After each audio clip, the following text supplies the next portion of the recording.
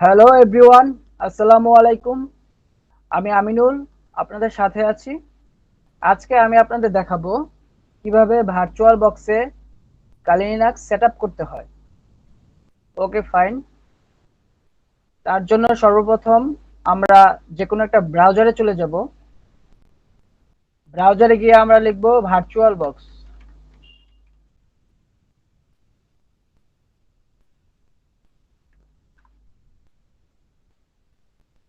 তারপর আমাদের সামনে ভার্চুয়াল বক্সের অফিসিয়াল পেজ চলে আসবে।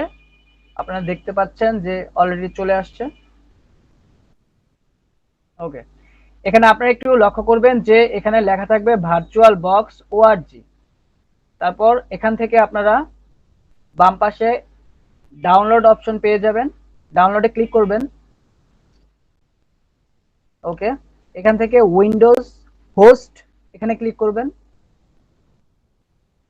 ডাউনলোড হতে শুরু করবে। আচ্ছা, আমার যেহেতু ডাউনলোড করা আছে আমি স্টপ করে দিলাম।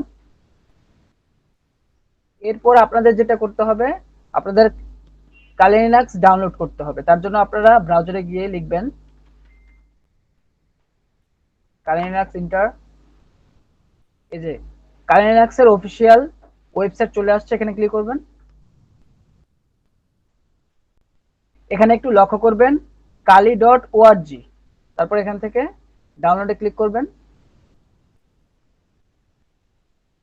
এখান থেকে ভার্চুয়াল মেশিনস রিকমেন্ডেড এখানে ক্লিক করবেন। একটু নিচে স্ক্রল করবেন। ভার্চুয়াল বক্স এখানে দেখবেন যে একটা ডাউনলোড অপশন পেয়ে যাবেন, এখানে ডাউনলোডে ক্লিক করবেন। তাহলে ডাউনলোড শুরু হয়ে যাবে। যেহেতু আমার ডাউনলোড করা আছে আমি স্টপ করে দিলাম। তারপর আপনারা ভার্চুয়াল বক্স এবং কালি লিনাক্স আপনাদের কম্পিউটারের যে ড্রাইভে সবচেয়ে বেশি স্পেস থাকবে, আমার এখানে দেখা যাচ্ছে যে ডি ড্রাইভে অনেক বেশি স্পেস আছে। আমি ডি ড্রাইভের একটা ফোল্ডারে কালি লিনাক্স এবং ভার্চুয়াল বক্স নিয়ে এসেছি। ওকে, এখান থেকে আপনারা যখন কালি লিনাক্স ডাউনলোড করবেন দেখবেন যে একটা জিপ ফাইল পাবেন। তো আপনার জিপটা আনজিপ করে নেবেন। এখন হচ্ছে সর্বপ্রথম আমি আমার ভার্চুয়াল বক্সটা ইনস্টল করব। তার জন্য এখানে ডাবল ক্লিক করব।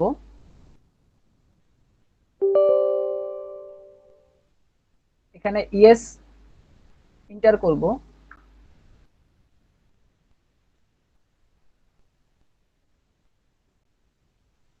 নেক্সট, নেক্সট, ইয়েস,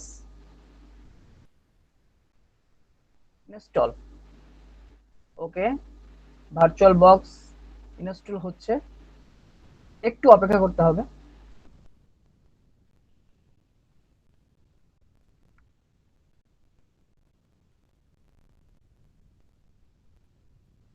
ওকে ফাইন, আমার ভার্চুয়াল বক্স ইনস্টল হয়ে গেছে, ফিনিশ দিয়ে দিলাম।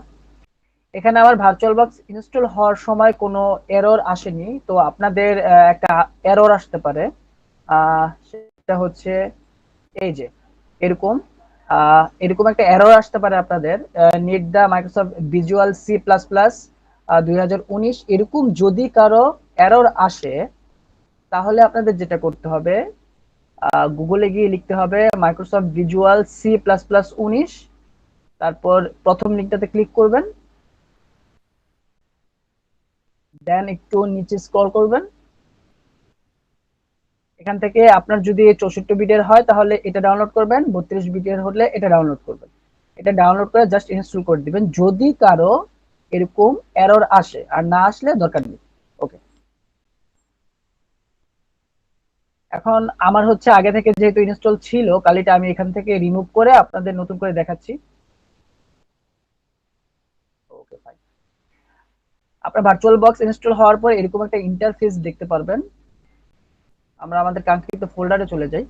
এখানে আমরা আপনারা কালি লিনাক্সের জিপ ফাইলটা আনজিপ করার পর এরকম একটা ফোল্ডার পাবেন।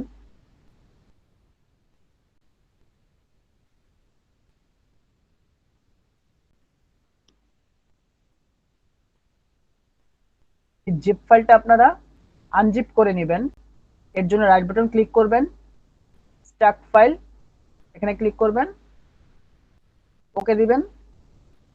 তাহলে এই জিপ ফাইলটা আনজিপ হতে থাকবে। এখানে একটু সময় লাগবে, আপনারা অপেক্ষা করবেন।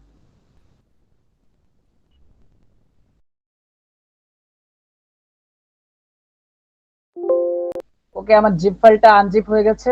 আমি আনজিপ ফোল্ডারে ঢুকছি।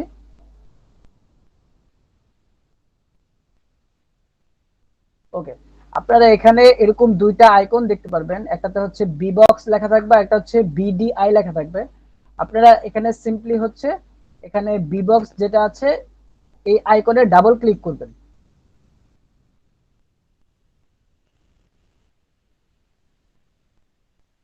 ওকে ফাইন, আমাদের হচ্ছে ভার্চুয়াল বক্সে কাইনেক্স চলে এসেছে।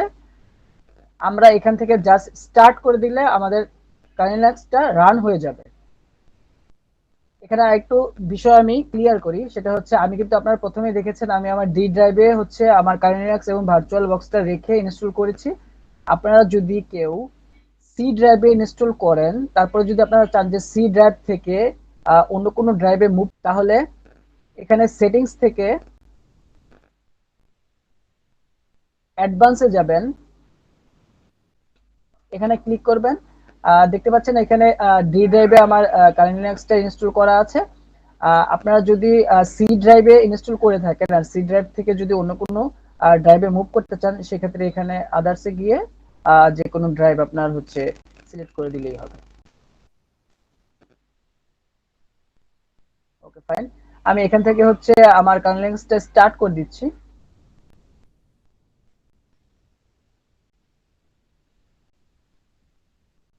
এখানে আপনাকে কিছুক্ষণ অপেক্ষা করতে হবে, কারণ প্রথমে যখন আপনার কারেন্ট লিনাক্স ইনস্টল করবেন, ইনস্টল করার পর আপনি যখন রান করবেন, প্রথম দিকে একটু সময় লাগে, এর জন্য আপনাকে অপেক্ষা করতে হবে।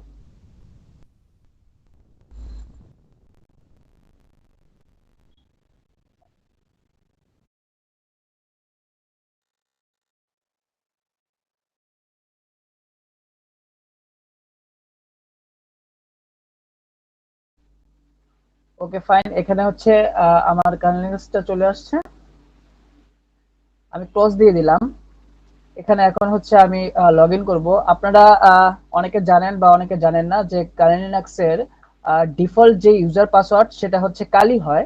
তো এখানে আমি সিম্পলি কালি ইউজার এবং কালি পাসওয়ার্ড দিয়ে লগ ইন করে দিলাম।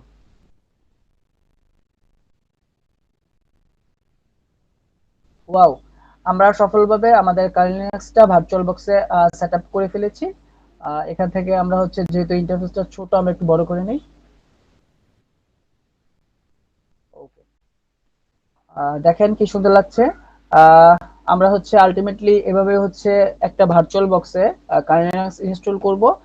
কেন করব? কারণ কালিনাক্সে হচ্ছে আমাদের হ্যাকিং এর অনেক সিস্টেম আমরা জানবো, শিখবো। সে কারণে হচ্ছে আমাদের কালিনাক্সটা খুবই খুবই প্রয়োজন। তো নেক্সট ভিডিওতে আমি দেখাবো আপনারা কিভাবে কালিনাক্স এর কমান্ড গুলো ইউজ করবেন এবং আদার্স যে বিষয়গুলো কিভাবে টুলস ইনস্টল করবেন পর্যায়ক্রমে আমি ভিডিও করে আপনাদেরকে প্রোভাইড করে দেবো। তো ধন্যবাদ, আজকে এই পর্যন্ত। ভালো থাকুন, সুস্থ থাকুন, আল্লাহ হাফেজ।